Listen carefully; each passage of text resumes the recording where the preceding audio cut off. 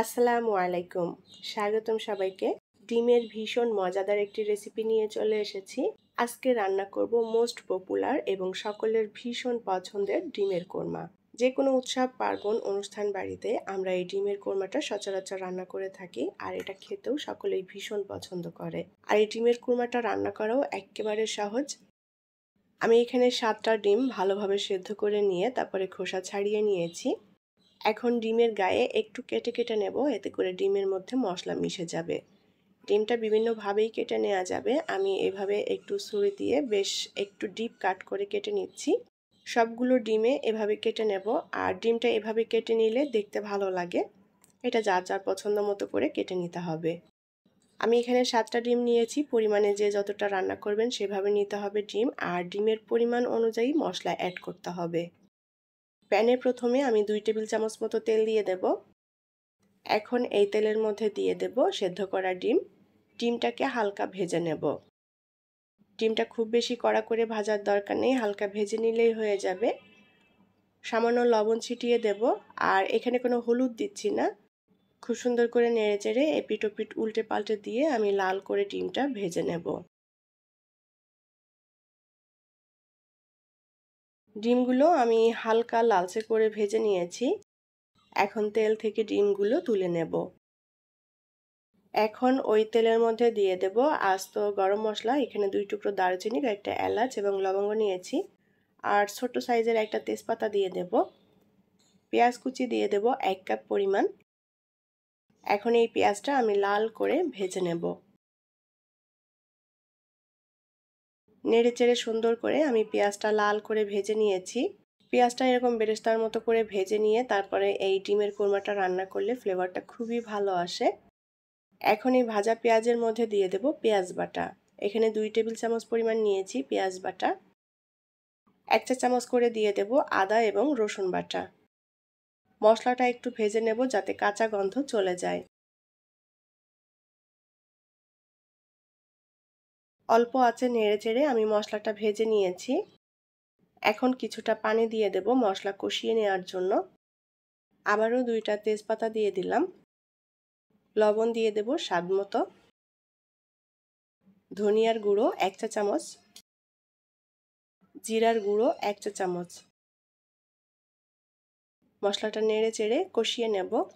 আমি এখানে কোনো হলুদের গুঁড়া ব্যবহার করব না, হলুদ গুঁড়া বাদে সব ধরনের মশলা এখানে ব্যবহার করব। ডিমের কোরমাটা একটু সাদা সাদা রাখতে চাচ্ছি, যার কারণে এখানে হলুদ দিচ্ছি না। মশলাটা সুন্দরভাবে কষিয়ে নিতে হবে। এখন এর মধ্যে দিয়ে দেব কয়েকটা কাঁচামরিচ। কাঁচামরিচ সামান্য চিড়ে দিয়েছি। আবারও নেড়েচেড়ে মশলাটা কষিয়ে নেব, আর চুলার আঁচটা অল্প রাখতে হবে। অল্প আঁচে নেড়েচেড়ে দিতে হবে বারে বারে, যেন মশলা পুড়ে না যায়। এখন দিয়ে দেব 1 চামচ মতো বাদাম বাটা। আমি এখানে কাজু এবং কাঠবাদাম বেটে নিয়েছি। বাদাম বাটা দিয়ে সুন্দর করে নেড়েচেড়ে মশলার সাথে মিলিয়ে নেব। সামান্য পরিমাণ শুকনো মরিচের গুঁড়ো দিয়ে দেব। হালকা একটা সোনালি রং আসবে ডিমের কোরমাতে। একটুখানি পানি দিয়ে দেব। পানি দিয়ে মশলাটাকে সুন্দর করে নেড়েচেড়ে আরও কিছুক্ষণ কষিয়ে নেব। শুকনো মরিচ এখানে বাদ দিয়েও তৈরি করে নেওয়া যাবে। মশলা যত ভালো কষানো হবে ডিমের কোরমার টেস্টটাও বাড়বে। সুন্দর করে মশলাটা কষিয়ে নিয়েছি। এখন এর মধ্যে আমি দুধ দিয়ে দেব 1.5 কাপ পরিমাণ। আমি এখানে গরুর দুধ নিয়েছি, দুধটা আগে থেকে জাল করা ছিল। সুন্দর করে নেড়েচেড়ে মিলিয়ে নেব। গরুর দুধের পরিবর্তে এখানে গুঁড়া দুধ অথবা নারিকেলের দুধ দিয়েও রান্না করে নেওয়া যাবে। এক একটা স্বাদ এক এক রকম। ঝোলে ভালো মতো বলক চলে এসেছে। এখন এর মধ্যে ভেজে রাখা ডিম দিয়ে দেব। ডিম দিয়ে আমি কয়েক মিনিট মতো রান্না করে নেব। 3-4 মিনিট রান্না করে নিয়েছি। ঝোলটা আমি আরেকটু মাখো মাখো টাইপের করব। এখন এর মধ্যে দিয়ে দেব 1 চা চামচ পরিমাণ গরম মশলার গুঁড়া। নেড়েচেড়ে মশলাটা মিলিয়ে নেব। এই ডিমের কোরমা বিভিন্নভাবেই রান্না করা যায়, আর এক একটা কোরমার স্বাদ হয় এক এক রকম। কাঁচামরিচ দিয়ে দেব 4টা। 1 চা চামচ দিয়ে দেব চিনি। কোরমাটা একটু মিষ্টি স্বাদের হবে, খেতে ভালো লাগে। আর দিয়ে দেব 1.5 চামচের মতো ঘি। ঘি কেউ না দিতে চাইলে বাদ দেওয়া যাবে। সুন্দর করে নেড়েচেড়ে মিলিয়ে নেব। ঢাকনা দিয়ে ঢেকে আমি আরও 2-3 মিনিটের মতো রান্না করে নেব। 3 মিনিট মতো আমি ঢেকে দিয়ে রান্না করে নিয়েছি। আর ঝোলটা আমি যতটুকু ঘন রাখতে চাই সেভাবেই টানিয়ে নিয়েছি। ডিমের কোরমা রান্না কমপ্লিট, এখন নামিয়ে নিয়ে পরিবেশন করব। তৈরি হয়ে গেল দারুণ সুস্বাদু এবং সকলের ভীষণ পছন্দের ডিমের কোরমা।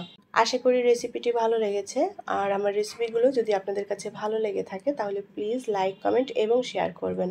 পরবর্তী রেসিপি দেখার আমন্ত্রণ জানিয়ে বিদায় নিচ্ছি। আল্লাহ হাফেজ।